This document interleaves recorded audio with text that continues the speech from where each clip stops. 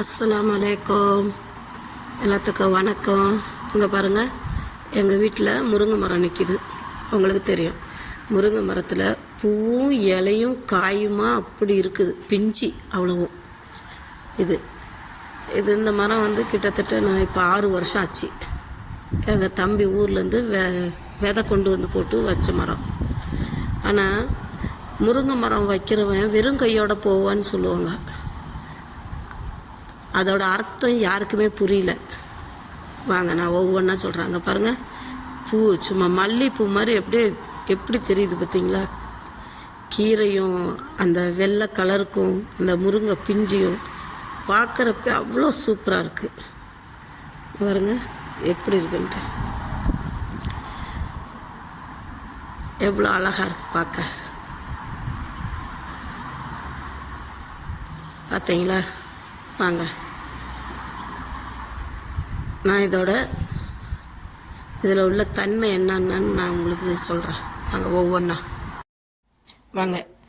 இனி இந்த முருங்கை வித்தோட முருங்கைக்காய் விதை இருக்குல்ல, அந்த விதையோட மகிமை என்னென்ன இருக்குன்னு நான் உங்களுக்கு சொல்கிறேன்.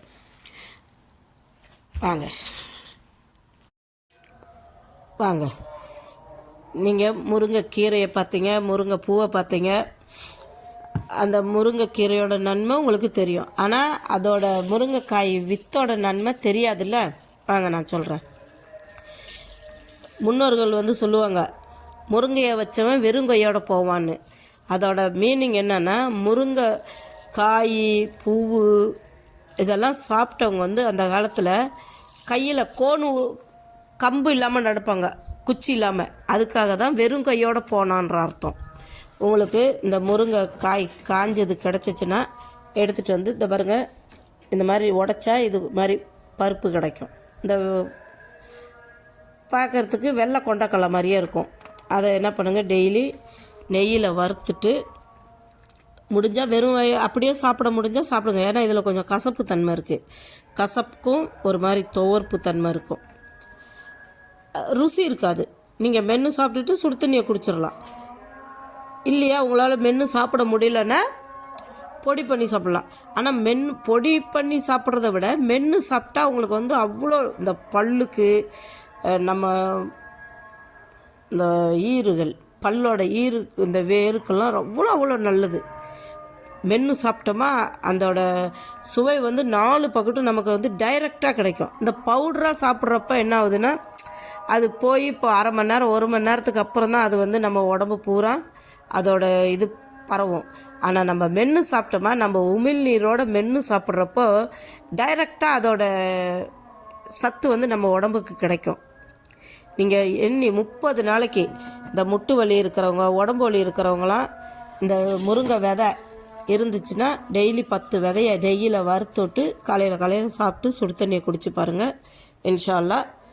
இதில் வந்து கால்சியமு, நார்ச்சத்து, சுண்ணாம்பு சத்தெல்லாம் அவ்வளோ இருக்குது. உங்கள் உடம்புக்கு தேவையான அனைத்தும் இந்த இதில் கிடைக்கும்.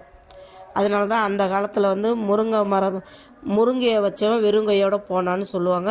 இப்பயும் சொல்கிறேன், இது உங்களுக்கு முருங்கை வித்து காஞ்சி போன முருங்கைக்காய் இருந்துச்சுன்னா அதோட வித்தை எடுத்து வச்சு அதை உடச்சி எடுத்தால் இது மாதிரி பருப்பு கிடைக்கும். அந்த பருப்பை கொஞ்சம் நெய் விட்டு வறுத்துட்டு காலையில் ஒரு 10 பீஸு, ரொம்ப வேண்டாம், ஒரு 10 பீஸ் நெய்யில் வறுத்து சாப்பிட்டுட்டு சுடு தண்ணியை குடிங்க.